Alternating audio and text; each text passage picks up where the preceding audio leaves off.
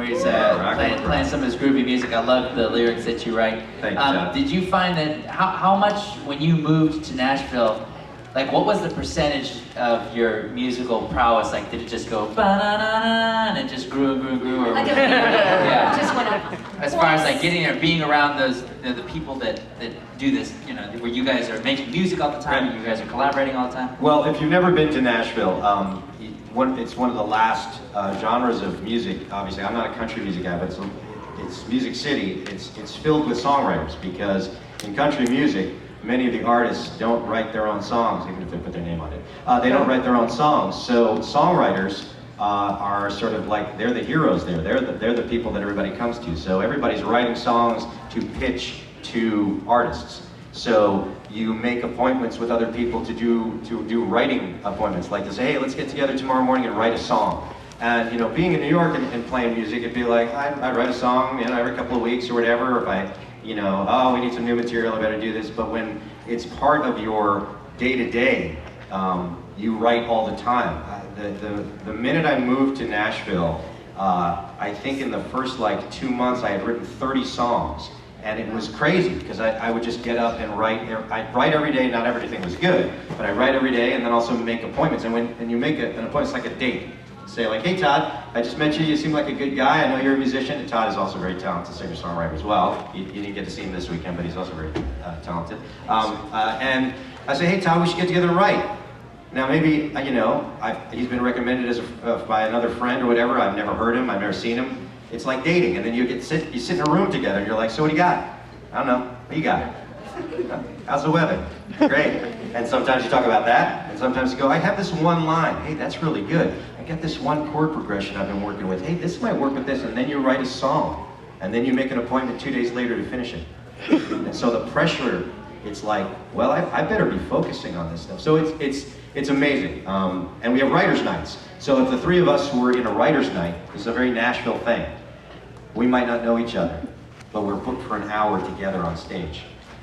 I play a song, she plays a song, he plays a song, I play a song. We do like that one song each. Sometimes, hey, that's kind of cool, I'm gonna sing harmonies with this. That's not, I got the chorus, I see what you're doing, but let me play some lead with you, that's kind of neat. And you kind of know what you're gonna play, because everybody's got their really popular song that they know that the crowd's gonna like.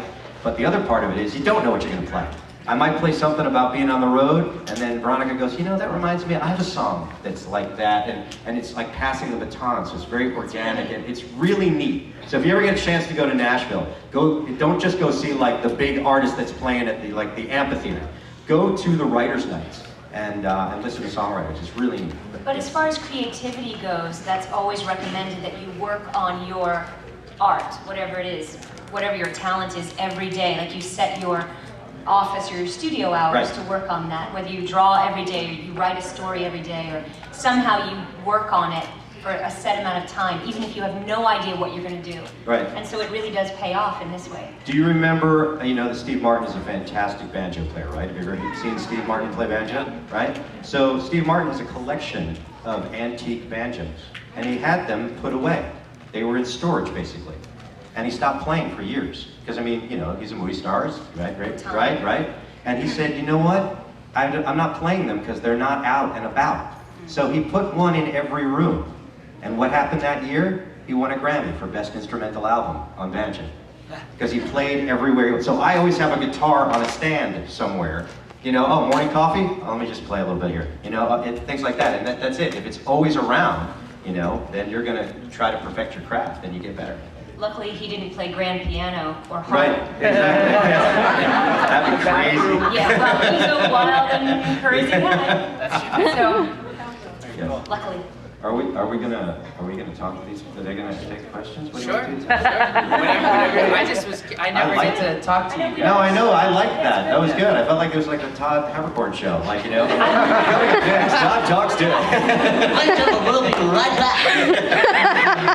78 degrees, WNBC. Now, you guys would watch this if it was a show, right? If Todd had his own show. I totally watched it, We were these dances all the time.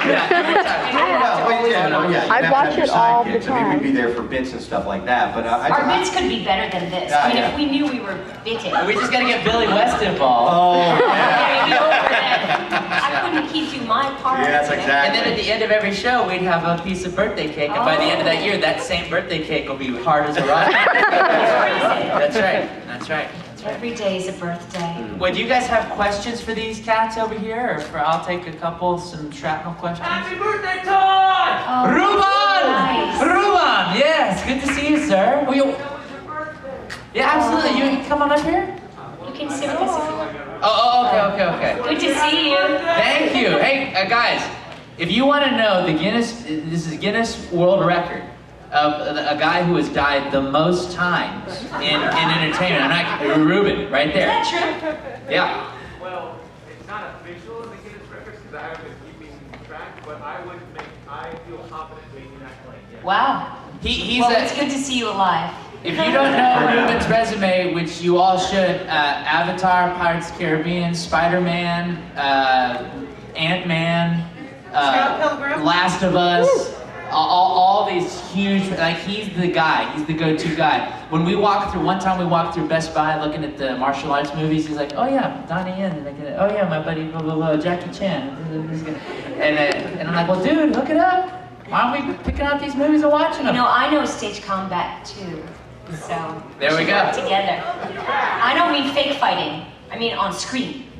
Oh, I got a microphone, wow. Yeah. So, as soon as you guys are done here, come join me, because I'm actually teaching a little stage fighting class just down the hall. Oh, So, when wow. you're done here, just throwing it out there. All right, all right. fans. I gotta go set up for right now. Came out. Okay. It's just Salon G. Salon G. So it's Salon. your panel. Or salon. Hey, Ruben, do you want some cake? I mean, it's all He's organic. You know, I'm kind of a sugar-free guy, unless it's non-GMO and organic. It actually says happy non-GMO birthday time. Think about it. All right. All right. Ruben is awesome, guys. So go check out his panel. I'm going.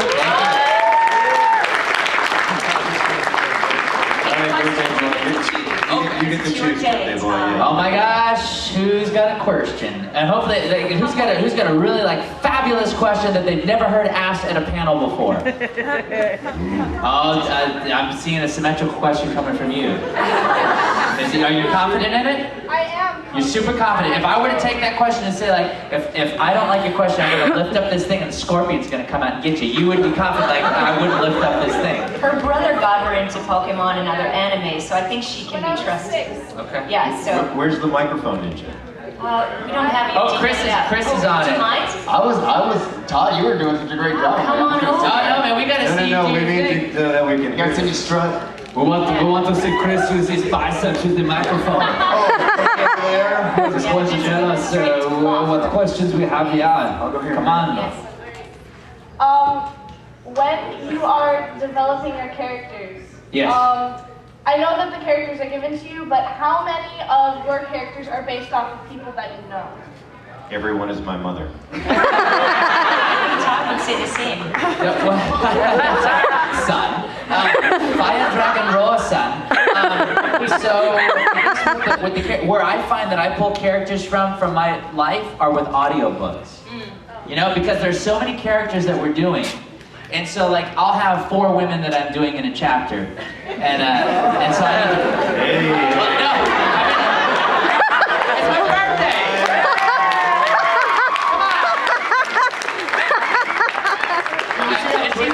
Yeah. Because I didn't say 5? Next time it's 5. But you're doing 4 different women voices in a chapter. You have to be able to pull where they're gonna come from. So one is my Aunt Hom, one is my Aunt Nok, one is my mom, and one is my grandma Baku Mai. So it's these are all Vietnamese women, but stuff like that. I mean, you guys do that too, right? You pull from family. I actually don't. When I'm prepping a character for an audiobook, I think about what they look like and kind of, I don't know, how they move, whatever, and then I make the voices more tonal. So if I've gone through the book and I know there's maybe 5 main women, then I choose who's going to be higher or lower in between, and I kind of put them there. But I do get a lot of inspiration from being on the subway or walking and listening to people's voices in the grocery store.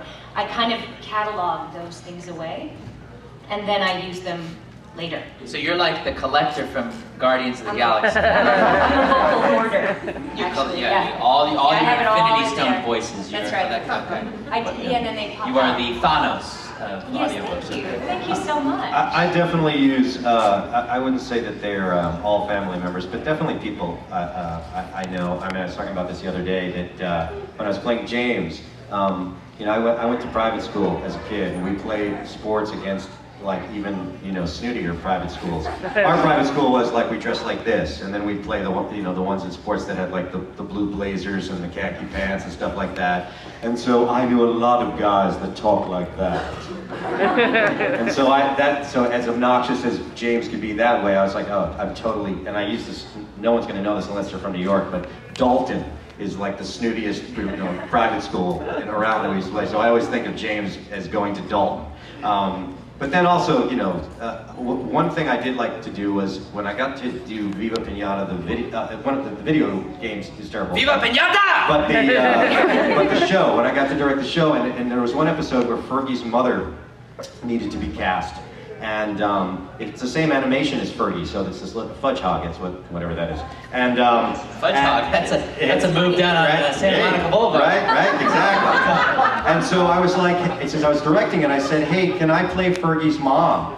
And they were like, but Fergie's mom is a woman. And I said, yeah, but I gotta play Fergie's mom, because Fergie was basically like Woody Allen meets Jerry Lewis. You know, Fergie's like, hey, I'm Clavin, right? And I was like, so if that's Fergie, then I need to be his mother. And of course, when I was talking like this, I was like every one of my aunts from Long Island. It's like, Eric, you look so good, you've grown so much, and they pulled the cheek, and then somebody had like a tissue tucked into their sleeve, and they would lick it and then wipe your face with it, and I'm like, oh my God. So that was inspiration on like that whole side of the family. So yes, I've definitely done that, or you know, whatever, just you know people, but you don't want to always reveal your sources. I do know that Wayne Grayson plays Joey as his brother.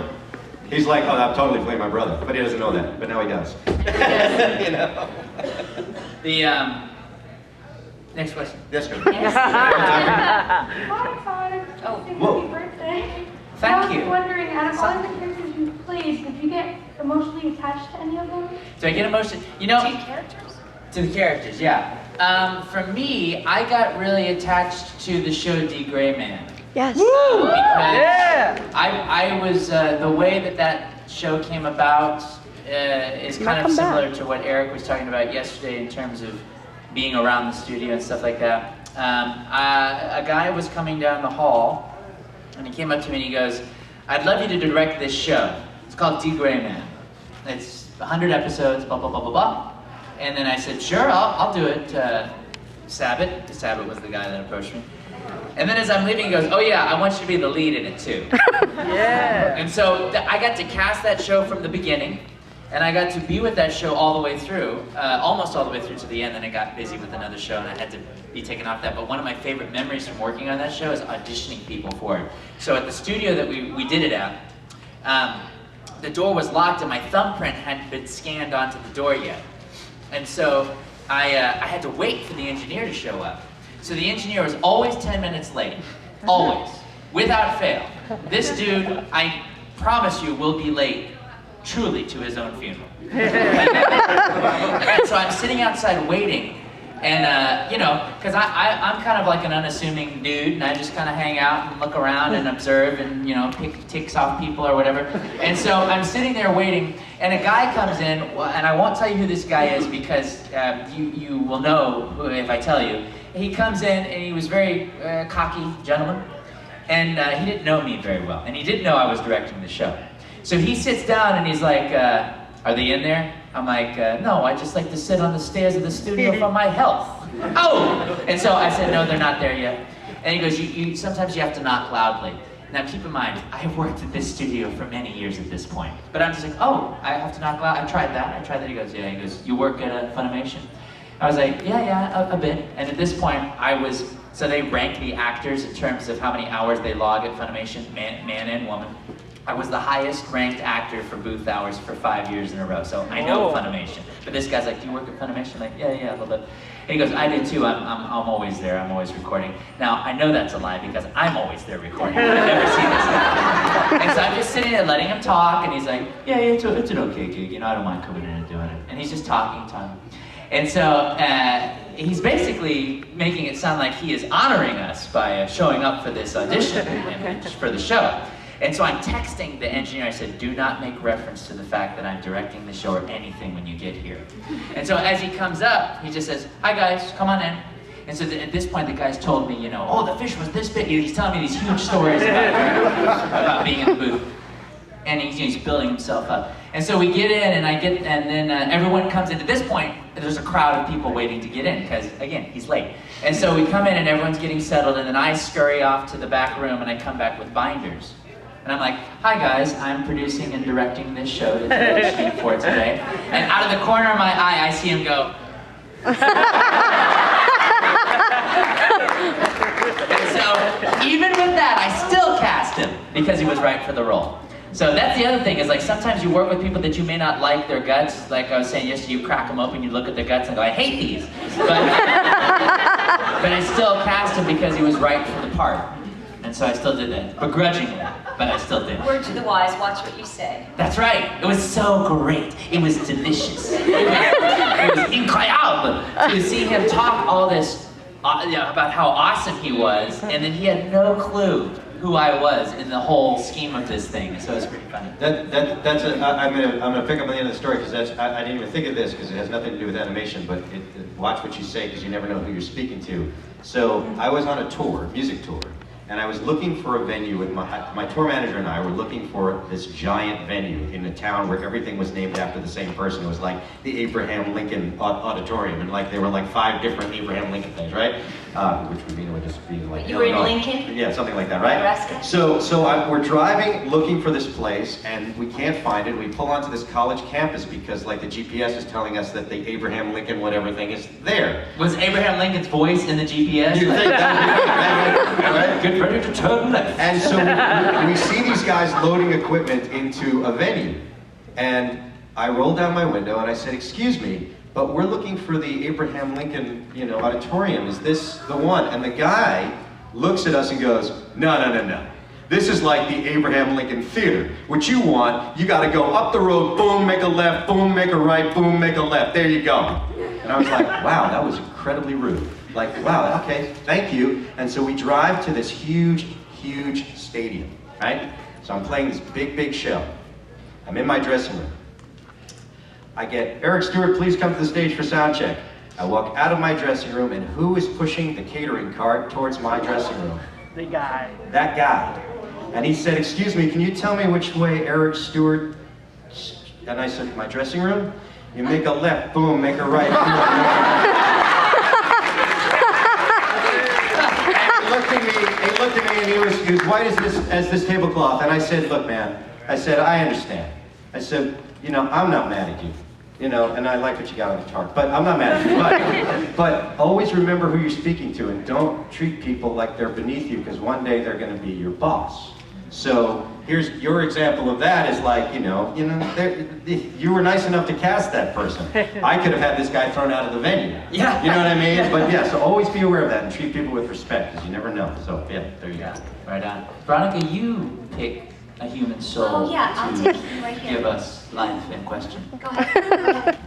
Well, I do have a question for you, Veronica. Okay. True, that's why I picked you. Well, the thing is, since Funimation does the last 2 seasons of Slayers, how does it feel to be back as Amelia Borges? It was amazing that we got to be our characters.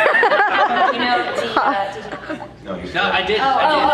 Chris Crispin was telling me about this. Yes. Yeah, so it was really great that we were contacted because, we didn't know if we would ever get to play the characters again, and also it was kind of a surprise to me because I don't follow a lot fan-wise online to see when something new is coming out. I didn't even know we had a new Slayer, so it was really, we were quite fortunate to be contacted because I think we all loved those roles. Yeah, and we did those roles a long time ago. I mean, what was it, 95 or something like that? Started in 95, yeah. Yeah. So, yeah, Viva Slayers. Yes. Viva Pinata Slayers! Who wants to? Eric, you pick a human soul to devour. Devour. Are you actually near someone that has a I question? was. I promise you. That's why I was going to say wherever you Yeah, you are. go. Okay. Todd, how did it feel to voice that character? Oh, and Danganronpa 2? Well, it was very informative for me because I didn't know what that black and white cookie bear was from. and then when we finally started working on the game, it was like, hey, I know where this crazy bear is from now. So that was fun. And when I did the show, when I did the video game, they're like, hey, can you do a Cajun accent? And I was like, sure, I'll do a Cajun accent because I was my ex-wife actually was Cajun, and her whole family was Cajun. And so I was like, absolutely, I can do that accent.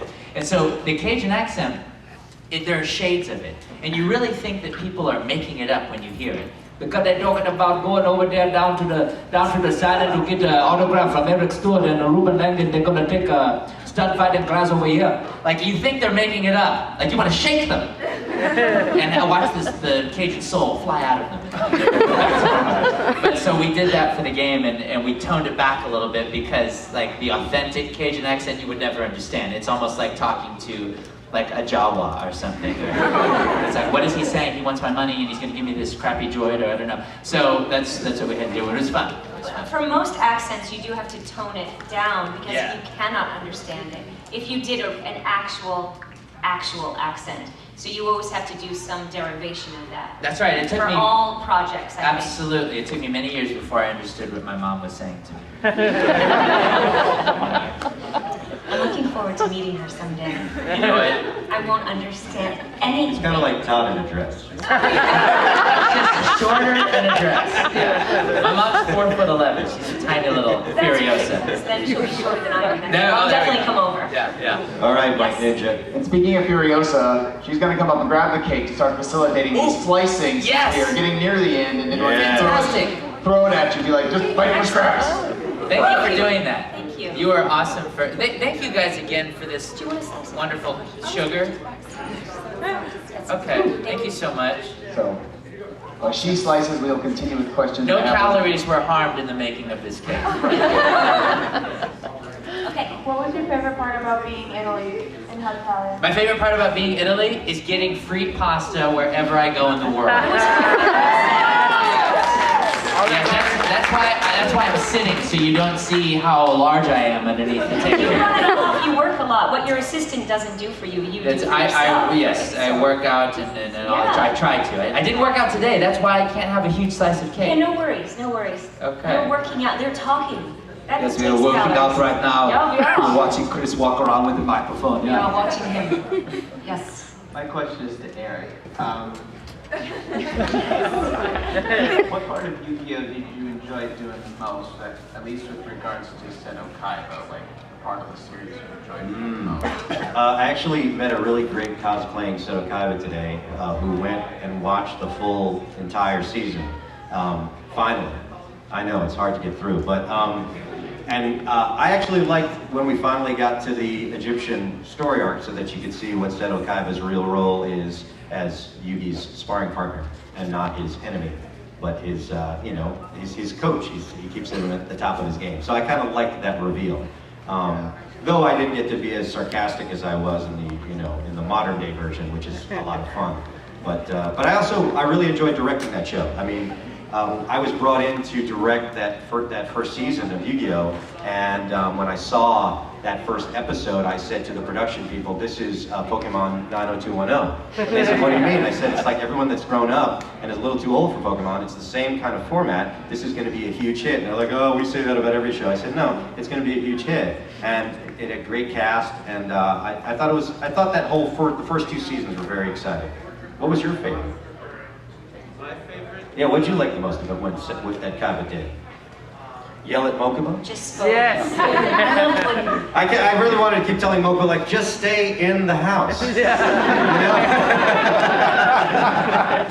my honest opinion, Kaiba was like the driving force to pushing Yugi to be the great duelist he was. Exactly, that's what I am. The star of the show. Yeah, well, that's it. You can't, if you don't have someone to do that, you would have just been sitting around like eating, pretzels and watching, videos. Watching Pokemon. Yeah. Yeah, Yugi was a huge fan of that show. But yeah, no, exactly. That's exactly what that role was, and that's why I enjoyed the reveal at the end towards the Egyptian side. Good question. Over here with something to hedgehog. A question for Todd. If you attended the Deep WMA in real life, do you think you would be a Meister or a weapon? Would it be a Meister or a weapon if I attended the DWMA? I love John Swayze in that show because he talks that everything is like this, and he's my dad in the show. I think I would be a Meister, because if I were a weapon, I already have trouble going across the Canadian border every single time. I don't want to give them ammo. Yeah? Okay. Yeah, decide. Fight to the death. Alright, my question is for everybody at the table. You've already talked about how some people are harder to work with than others. Who would you not want to play opposite to? As in, if one of you was the villain and the other one was the hero, because you would either have the hardest time making the role work, or would just burst out laughing and do it every time you talk with this person. So who would be the worst person to work with because you wanted to kill them, or you couldn't get through the scene like, like Gene Wilder working with, Cloris Leachman and like Young Frankenstein, that sort of thing, right? Gosh, well, you actually work with people in a booth, kind of, right? I didn't say I liked it. No. No, I do. Thank you so much. Look at that, and I got the Todd part. Todd. That's so nice of you. Thank you. I got the Todd slice. Yay. I'll say one of the funniest people that I think I would have a hard time surviving in a booth with is when Todd mentioned before, Billy West is a buddy of mine, and he cracks me up. He's hilarious. Billy, I love talking to Billy because he's just everything in the world. Right? You got these gangbangers that come in here and they want to voice act, but then it's like, that's how he talks all the time. Oh, yeah. He's eating this huge plate of raw vegetables while he's doing it. It's such a... And then he's got stories where it's like he's talking about the cartoon stuff, and then he's also like, and then I was running guns in South America, and you're like, what? I stole a ruby and sold it, and that's how I got Wayne Manning. I think it's a hard thing to say because all of us love to work and we all love working with great people. So at the same time though, you have to remain so focused because there is a time crunch and a budget and you can't really joke around. So I think the greatest thing is to be able to work with people that you love and who are so talented. But it's a great challenge to be able to stay focused and not let it all fall to pieces. I can't name any names off the top of my head. People that we don't want to work with? No, I was going with the positive. I was saying, instead of naming the names of the people that I would kill in the booth, but the people that would make me, like, I don't think I could get through the scene because they're, like, even Ted Lewis is one of my closest friends. He's one of the funniest guys I've ever worked with. He knows how to improv.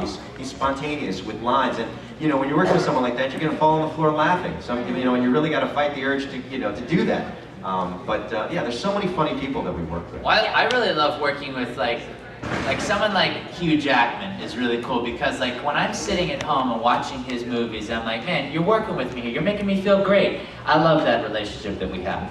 Yeah. There you go. Just turn on the TV and it's instant. Yeah, it's like, bam, Hugh Jackman's in my home right now. Bam. Yeah. That's a tweet. One of the best. Good answer. Yeah. Good answer. We should probably cruise more quickly through questions and answers. Sure. Because we have 10 minutes. Yeah, so we have to do every single question by Florida law. So Yeah, let's try. By Florida law. This is for all of you guys. Right. Who did you not like acting? Like voice acting? Who would you say you Which did not character? like? For me, I had a project I worked on once where I thought I was a boy the whole time, and at the end I found out it was a girl disguised as a boy. That was That I didn't like. It was really Amelia playing that. But I didn't like that because I would have liked to have known from the beginning. I would have played it differently. Anything else? I think all of us love our characters. Okay, next question. Yeah, Dr. Z was hard to voice. that from Dinosaur King. It was hard to voice, but I liked him. He was funny, but it was painful. Yes. I mean, how was it like acting with the other characters of Italia and how everyone just worked together? You know, when we recorded that show, we did it separately. The only people that I actually worked with the whole time were the director and the engineer. With that show, I'm not sped up. That's me doing it. So that's me. So, you know, when he has to talk about eating a piece of cake, and there's layers of the cake, and there's a frosting, and then there's bread, and then there's darker bread, and then there's more frosting, and then there's crumbs around it. I have to talk that fast until it happens in the show. So that's why when people hang out with me normally, I'm very low-key, I'm very laid back. I don't, because I'm saving it for when I know I have to get in the booth and do something else. So like, if you were a fly on the wall in my home, first of all, I would be like, how did you get in here? Yeah. What went wrong? Like this big giant fly. Yeah. That fly.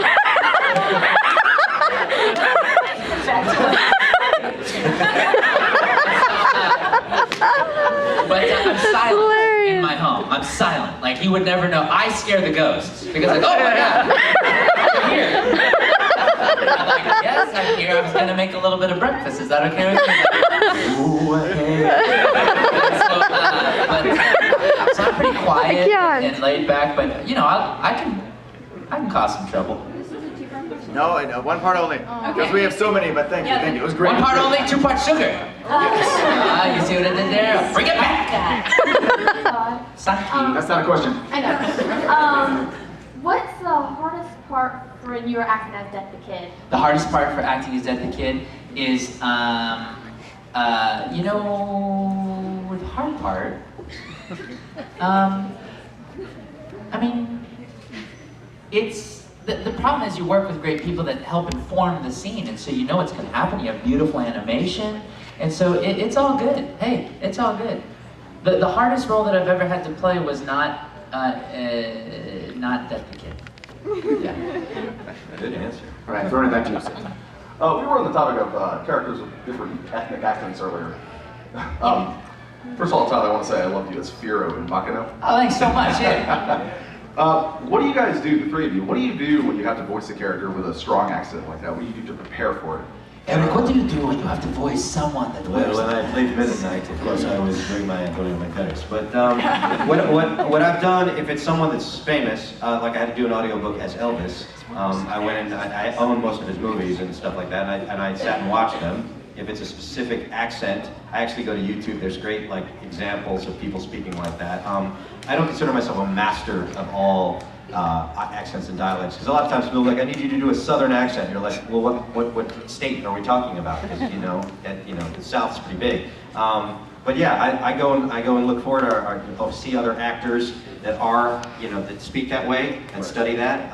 But yeah, and I gotta say, Veronica's got a great ear for accents. This year. Yeah, because every time we travel somewhere, internationally, we've done a couple of conventions internationally, and one of the most annoying things you can do is when you go to like Australia and all of a sudden start speaking like, doing the Australian accent to everyone that's working with you, because they have to be nice. They're like, that's great. That's great, I want to kill you. So that's why I do it. But she can do it. But she can do it. I would be the one. Yeah, she'd be the one that can do it, because everyone else is like, hey, Outback Steakhouse, hey, shut up.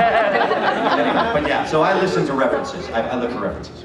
I studied dialects in college and grad school, and then I also listen to people. Whenever I'm somewhere, I listen to how people speak, and then I look back through things, or I look things up on YouTube and try to listen to people actually speaking to pick it up. Well, it depends. I mean, it depends. A lot of times, yeah, it's just you listen and you mimic and you hear people that do it. When it comes, I have a very unique situation in the sense that everyone thinks I know how to do every Asian dialect. I know how to do a lot of them. But there are so many different Chinese dialects, so I can do Chinese, Japanese, Vietnamese, all that kind of stuff. Now the Vietnamese one I like doing the most because it reminds me the most of my family. But I also took it from my family, but also when you go into any nail parlor in the world, they're owned by Vietnamese people. So you walk in, you say, you want eyebrow done? You want nail done? You give me me 5 minutes. You come sit over here.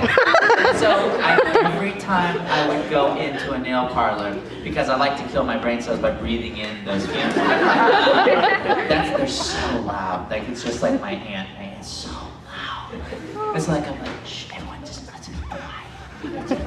They're talking so loud. And then when they want to talk about me, they talk in Vietnamese and they know I don't understand. So they keep talking about me. I know they're talking about me because they speak it in Vietnamese, but they talk real quiet.